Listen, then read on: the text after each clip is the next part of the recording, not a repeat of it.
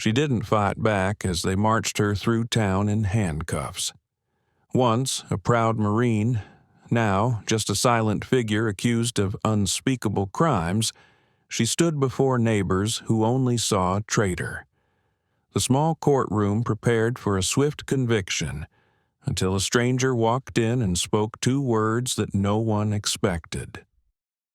In that moment, every person in the room froze, and everything they thought they knew about her changed in an instant. From which city in the world are you watching this video today?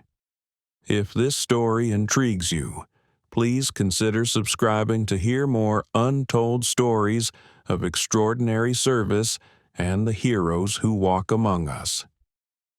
Dawn breaks over a quiet mountain valley on the outskirts of town. At a remote shooting range shrouded in morning mist, a woman in her mid-30s sets up at the farthest lane. Dressed in worn jeans, a simple jacket, and a baseball cap pulled low, she draws no attention at first. Jack Thompson, the range owner and a retired Marine of 20 years, watches from the office, coffee in hand. He's seen every type of shooter pass through: hunters, hobbyists, off-duty cops. But this woman doesn't fit any category.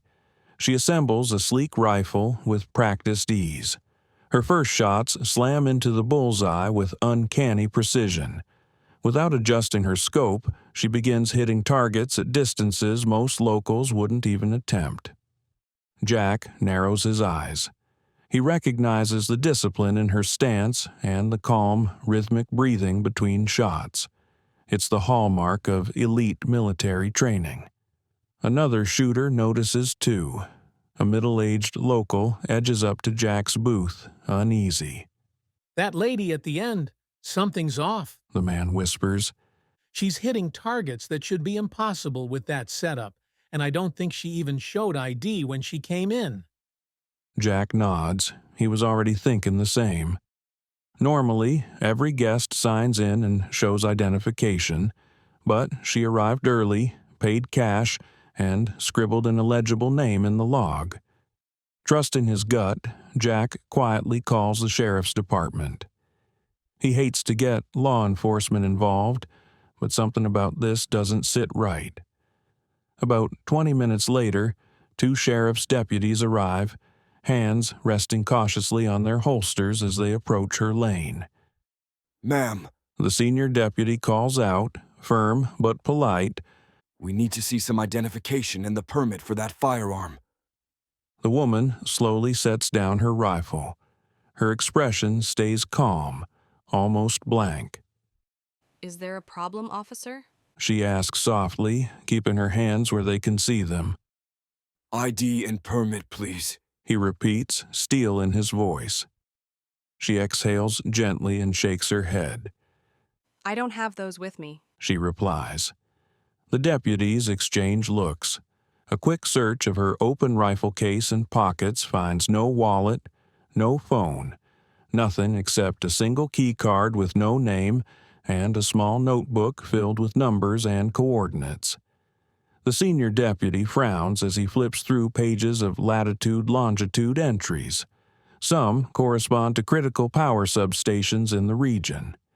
His heart sinks. This just went from routine to serious. "You're going to have to come with us, ma'am," he says, voice cautious but resolved. They guide her hands behind her back and snap on handcuffs. She offers no resistance at all. No protest, no plea, just an eerie compliance that unsettles the deputies more than if she had struggled. As the patrol car door closes on her, Jack watches from a distance, troubled. The woman's eyes remain active even as she's placed in the back seat. He catches her gazing out toward the hills, where a row of high-voltage power lines cuts across the sky. It's as if she's less worried about being arrested and more concerned with something unseen in the distance. Jack feels a pang of doubt. Has he just made a terrible mistake or perhaps prevented one? The sheriff's office is small. a couple of holding cells, a booking desk, and a few cramped offices. The woman sits silently during booking. She doesn't resist when they fingerprint her and inventory her belongings, but she refuses to answer even basic questions. Name, silence, address, nothing. The booking officer sighs in frustration. Ma'am, you understand refusing to identify yourself is a crime, right? Still no response. Detective Alan Moore steps in next, a veteran officer in. His 40s with a steady demeanor, Moore has seen all kinds: drifters, fugitives, the lost, and the malicious. He tries a friendly approach, bringing her a cup of water and speaking softly. She accepts the water with a polite nod. But each gentle question he asks is met with the same impassive silence. After 15 minutes, Moore exhales in defeat. He's gotten nowhere. He steps out of the interrogation room where Sheriff Watson and a couple of deputies await. Not a word. Moore reports, running a hand through his hair. We've got ourselves a real mystery woman. One deputy shakes his head.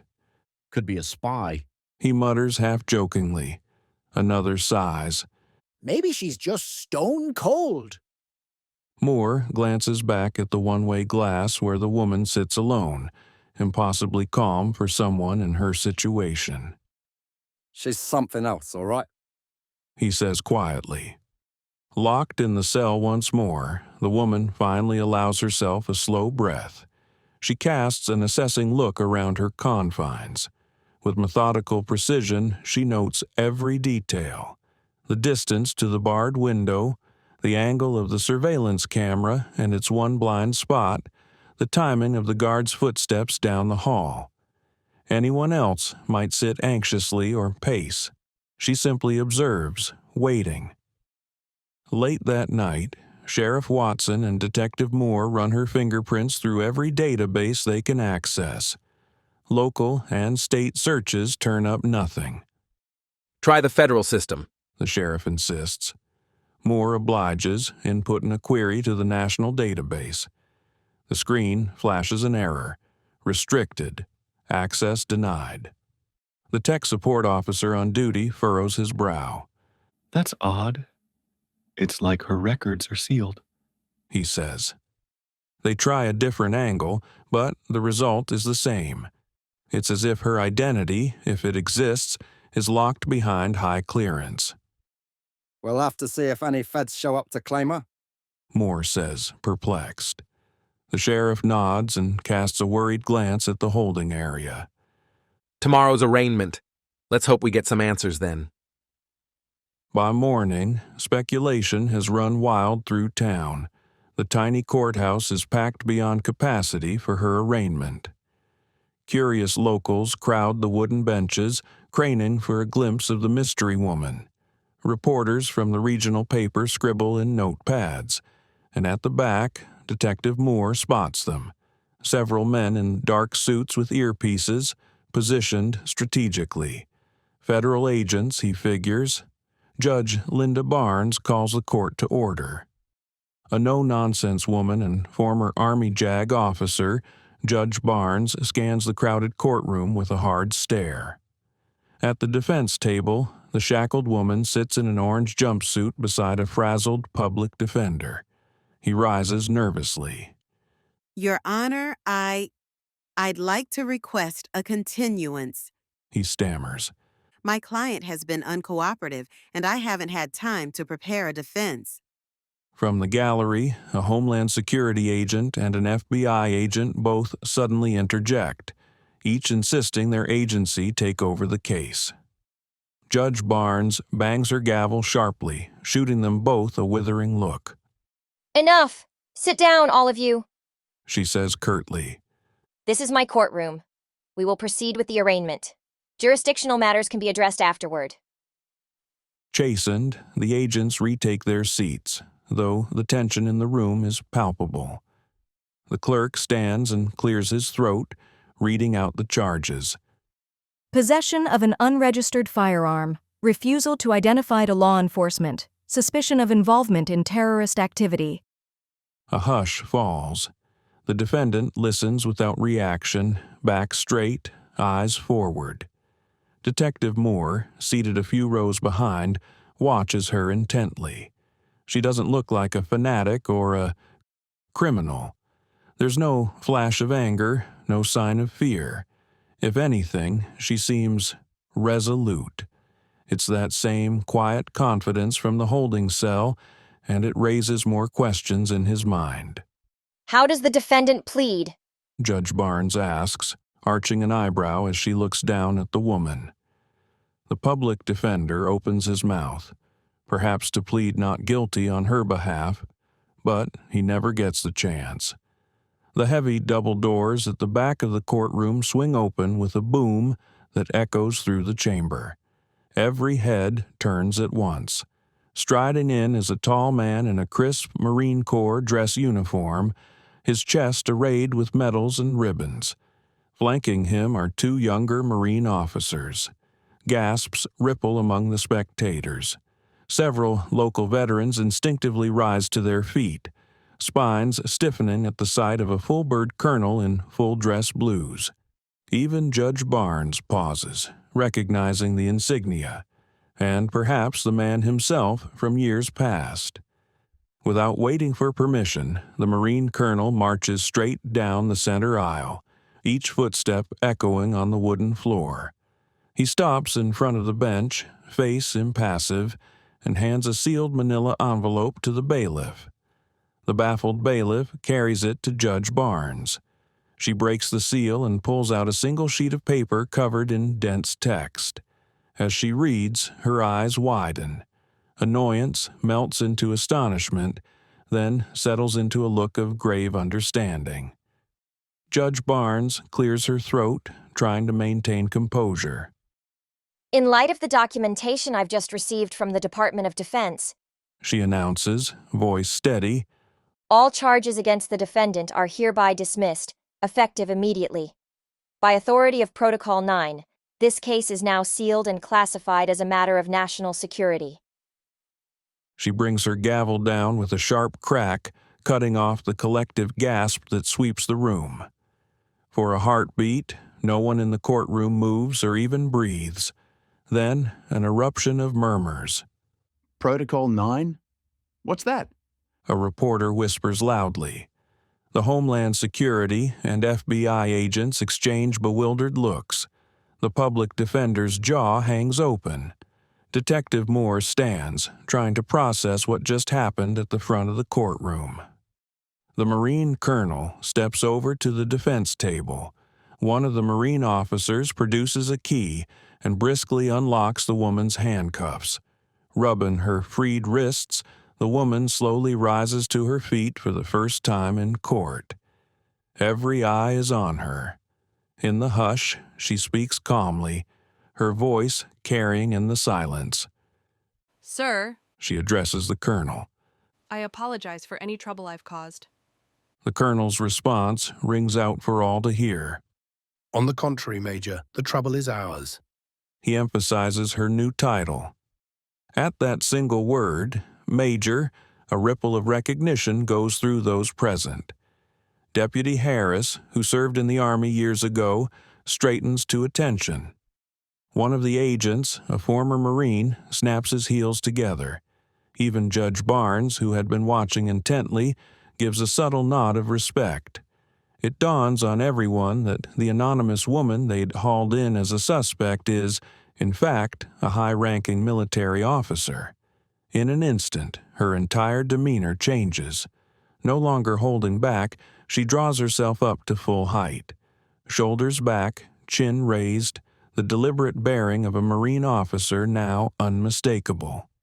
Detective Moore watches in awe. She had been hiding in plain sight, not out of guilt or fear, but because duty required it. Now, unmasked, she looks every bit the hero the colonel's presence implies. Judge Barnes, recognizing what's before her, actually steps down from the bench and offers the woman a respectful nod. Thank you for understanding, Your Honor. the colonel says formally. Major Reed has been operating under classified orders. We appreciate the court's cooperation. With that, he gestures for the now revealed major to follow him. The courtroom erupts into a frenzy of noise. Everyone seems to speak at once. Everyone except Major Reed and the Marines, who move swiftly and silently up the aisle and out the door. The last Detective Moore sees of her is the straight set of her shoulders as she disappears into the sunlight, flanked by her comrades. Outside the courthouse, chaos reigns. Reporters and camera crews swarm, shouting questions. Who is she? What's Protocol 9? Uniformed deputies hold them at bay.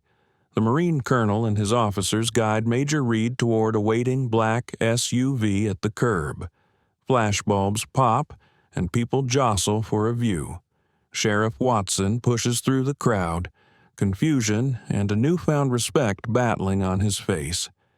He removes his hat as he approaches. Colonel, with all due respect, my department, my town, deserves an explanation. He says warily. We treated Major Reed as a potential terrorist. People are scared.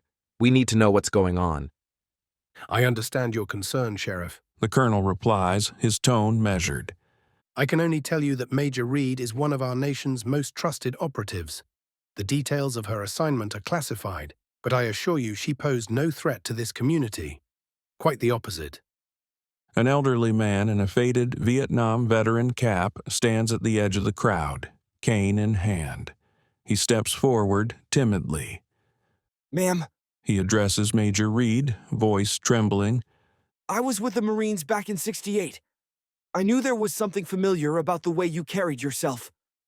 He clears his throat, emotion brimming in his eyes. Thank you for your service, whatever it is you really do. Major Reed steps away from the colonel's side and approaches the old veteran. She clasps his hand in both of hers and gives it a firm shake.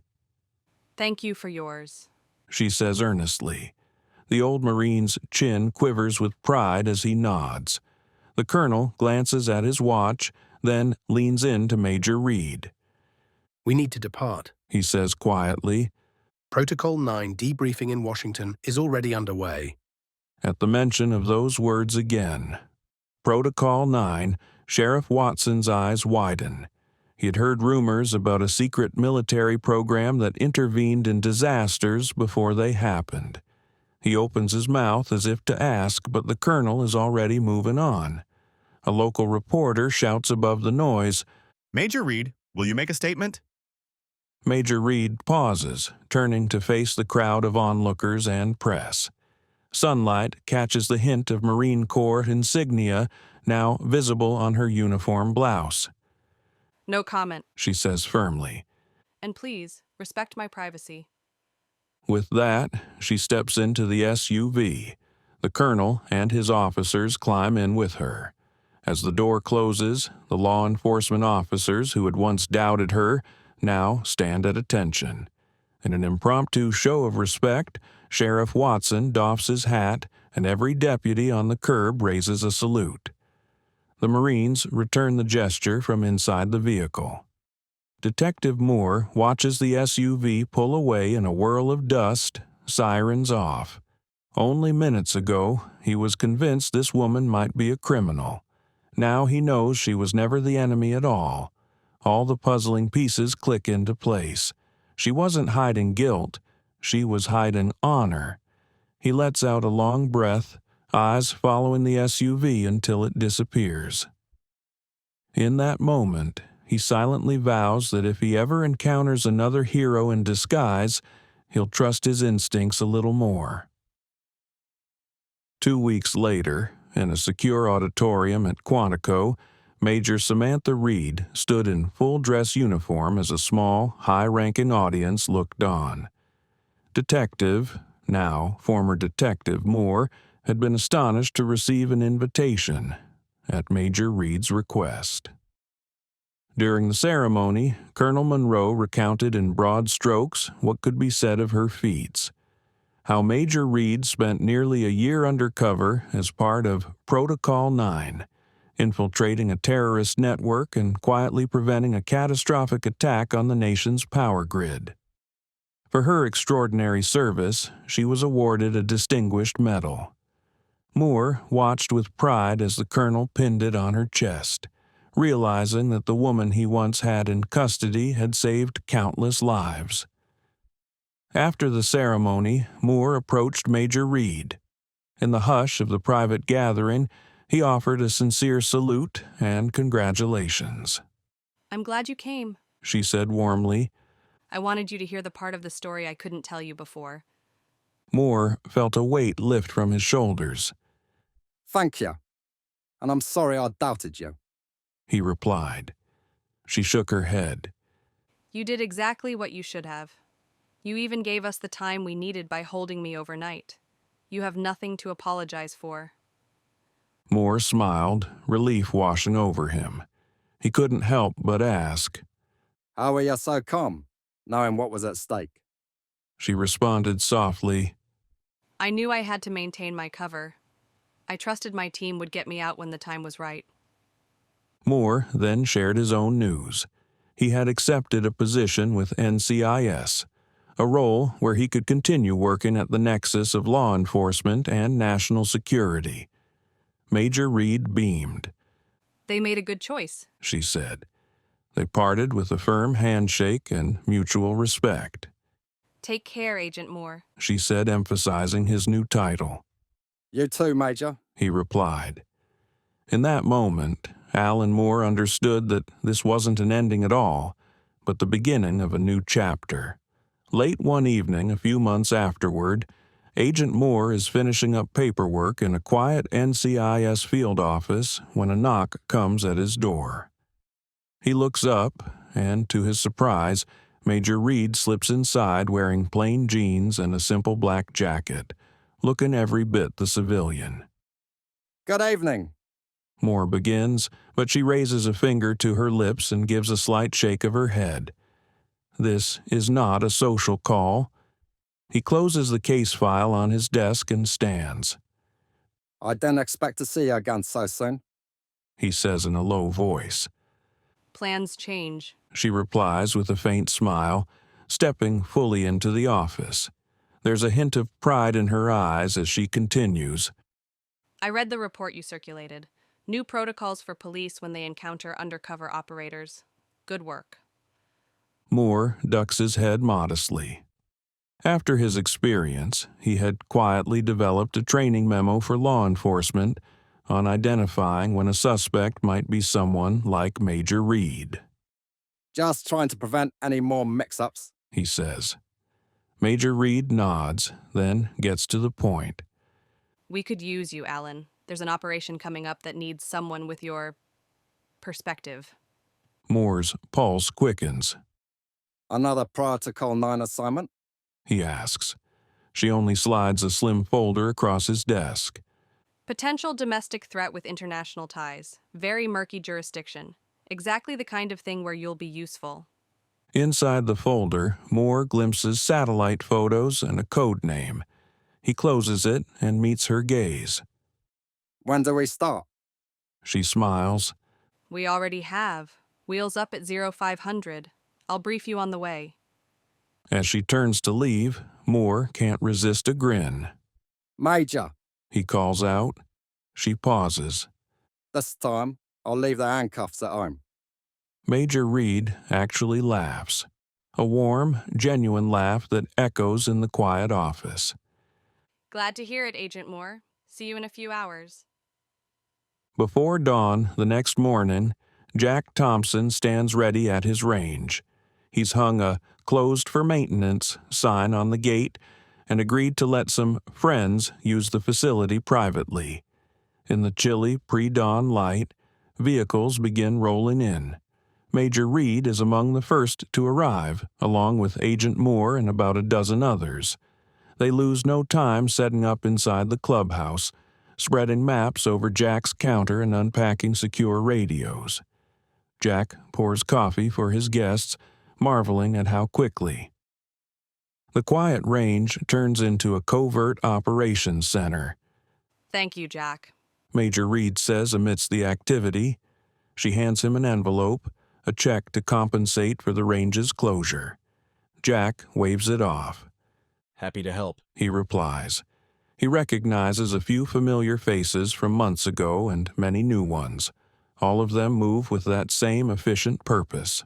By sunrise, unmarked vans and SUVs are tucked under the trees, communications gear is humming, and a half-dozen operatives watch multiple drone feeds and live maps.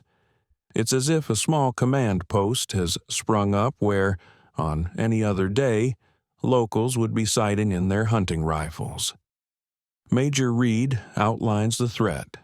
A domestic terror cell planning to attack the power grid within 48 hours. The team splits into small groups to surveil multiple potential sites through the night, remaining completely covert. By early dawn, law enforcement teams, tipped off by Agent Moore, moved in on the identified warehouse. The suspects, caught completely off guard, were swiftly arrested and their cache of explosives secured. The terrifying plot had been stopped in time and Major Reed's team melted away without ever being seen. As the final unmarked SUVs prepare to depart the now empty range, Major Reed approaches Jack one last time. Jack, we truly appreciate your discretion, she says, extending her hand. Jack shakes it warmly. You have my word, he assures her. She presses a plain white business card into his palm. It bears no name, just a phone number. If you ever encounter someone else like me out here, someone who shows up alone and seems a little too skilled to be ordinary, give us a call. Think of it as a direct line. Jack nods, tucking the card into his shirt pocket. Always recruiting, huh? He chuckles. Major Reed gives a faint smile. Let's just say the right people are hard to find. Jack can't resist asking the question that's been on his mind. Ma'am, that day, when you were arrested, was it all just bad luck, or was it part of the plan? She raises an eyebrow and counters. What do you think? Jack gives a wry chuckle. Honestly, sometimes the best way to hide is to stage a show in plain sight. Give folks a story so dramatic they never look deeper. Major Reed's eyes sparkle. You are a perceptive man, Jack. She neither confirms nor denies, but her grin suggests he isn't far off the mark. Take care of yourself. With that, she steps back and offers him a final nod of respect. Jack stands at attention and snaps a salute. Major Reed, the once anonymous hero, returns it crisply before she climbs into the last vehicle. Agent Moore gives Jack a grateful wave from the passenger side. In a swirl of dust, the convoy slips away down the gravel road. Jack Thompson remains by the range gate for a moment. The evening shadows stretching long. He shakes his head in wonder at the extraordinary turn his quiet life has taken. What a day, he thinks. What a journey. Then he locks up the range and heads home, ready to open up for whoever might walk through his gates tomorrow, ordinary or otherwise. Months later, life at the range seems peacefully routine again, but Jack's eyes are sharper than ever. One crisp morning, he notices a young woman practicing alone, her rifle skills far beyond ordinary. The way she handles her weapon and adjusts for wind triggers Jack's memory of Major Reed. Trust in his instincts, Jack later uses the special number he was given to pass along what he observed. He doesn't need details. He knows he's playing his part. A couple of weeks afterward, a package arrives at Jack's door. Inside is a top-of-the-line spotting scope with thermal optics and an encrypted phone. Taped to the scope is a simple note. Keep watching, Jack. He recognizes the handwriting immediately and smiles. Setting up the scope at his favorite firing lane, Jack gazes out at the horizon. He reflects on how much has changed, how a quiet man running a shooting range became part of an invisible network of heroes. Some serve in the spotlight, but many more, like Major Reed, serve in silence. And then there are those like himself, stand and watch on the sidelines, making sure those silent heroes have what they need. As dusk settles over the range, Jack Thompson continues his quiet vigil, ready for whatever tomorrow brings.